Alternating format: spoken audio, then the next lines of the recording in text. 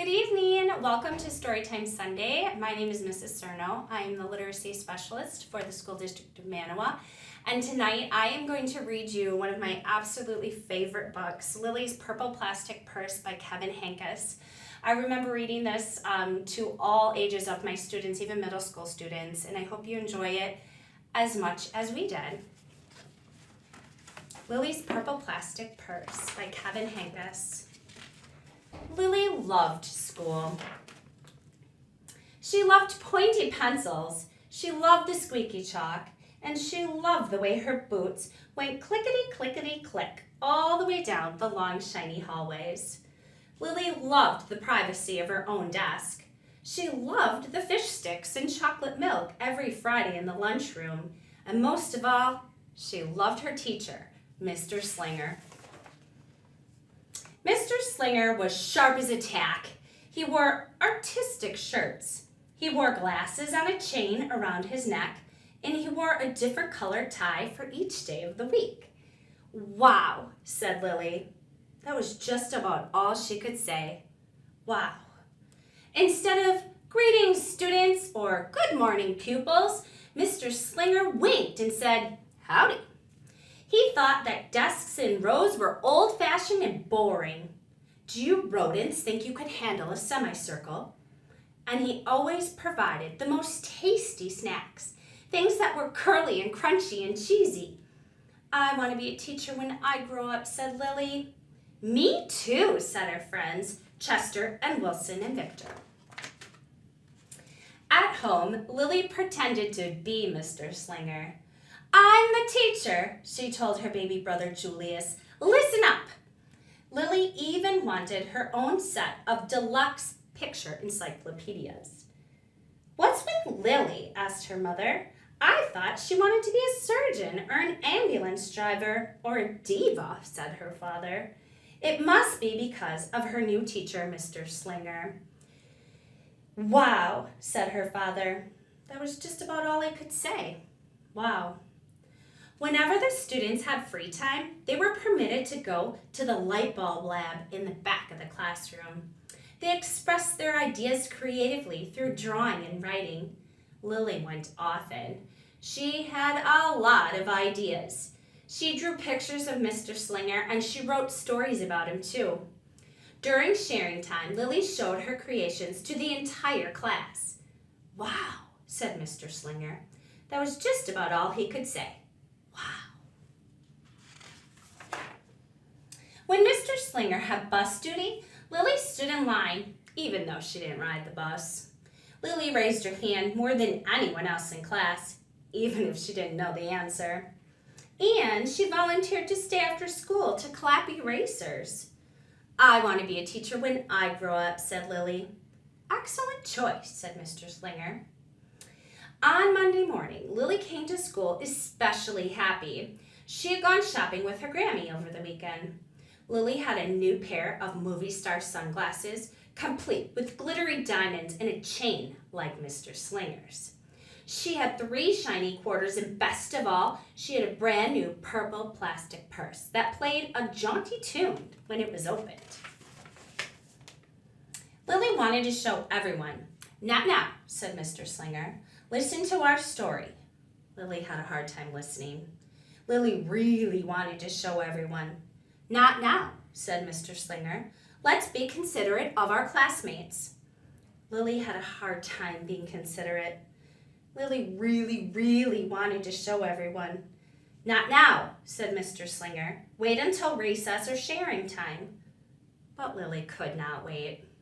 The glasses were so glittery, and the quarters were so shiny, and the purse played such nice music, not to mention how excellent it was for storing school supplies. "Look," Lilly whispered fiercely. "Look, everyone, look what I've got!" Everyone looked, including Mr. Slinger. He was not amused. "I'll just keep your things at my desk to the end of the day," said Mr. Slinger. "They will be safe there, and then you can take them home." Lily's stomach lurched. She felt like crying. Her glasses were gone. Her quarters were gone. Her purple plastic purse was gone. Lily longed for her purse all morning. She was even too sad to eat the snack that Mr. Slinger served before recess. That afternoon, Lily went to the light bulb lab. She was still very sad. She thought, and she thought, and then she became angry. She thought, and she thought, and she thought some more, and then she became furious. She thought, and she thought, and she thought a bit longer, and then she drew a picture of Mr. Slinger. Big fat mean Mr. Stealing teacher. Wanted by FBI. P.S. I do not want to be a teacher when I grow up. Right before the last bell rang, Lily sneaked the drawing into Mr. Slinger's book bag.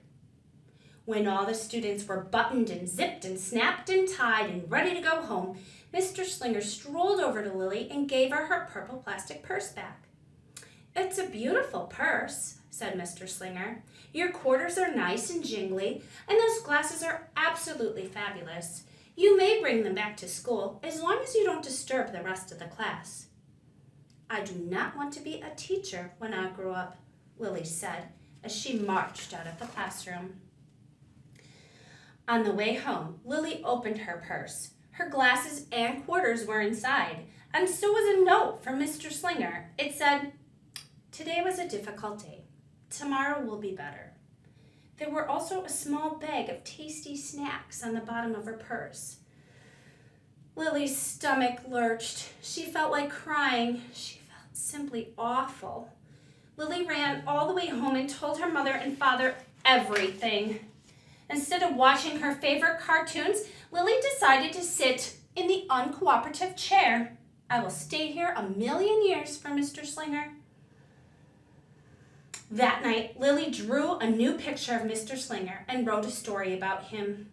Lily was really, really sorry, so everyone forgave her, even her parents, even her stinky baby brother, even her especially incredible teacher, and the sun shined its smiley face down, and everyone and everything, even the bugs and the worms. The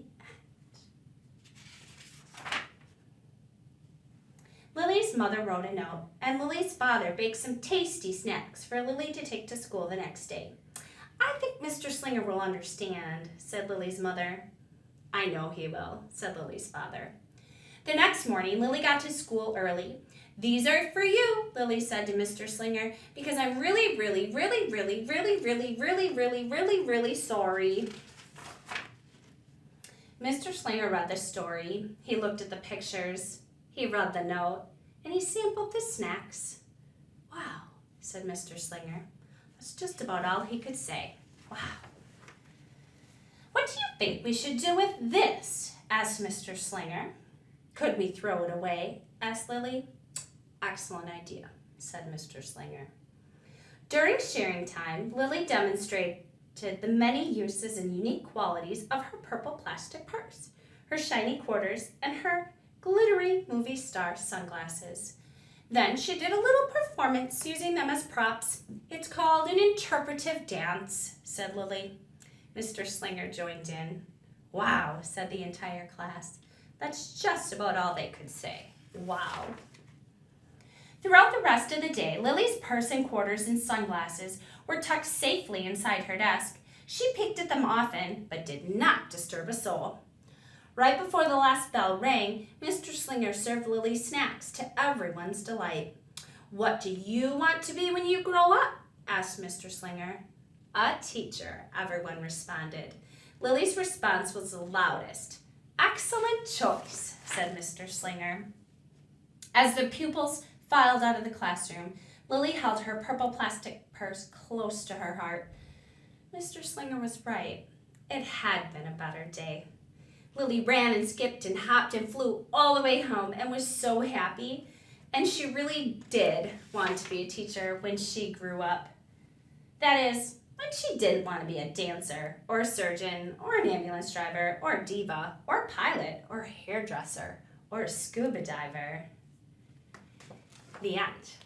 I hope you enjoyed Kevin Henkes' book, Lily's Purple Plastic Purse, and I hope you join us again next Sunday for Storytime Sunday. Thank you. Good night.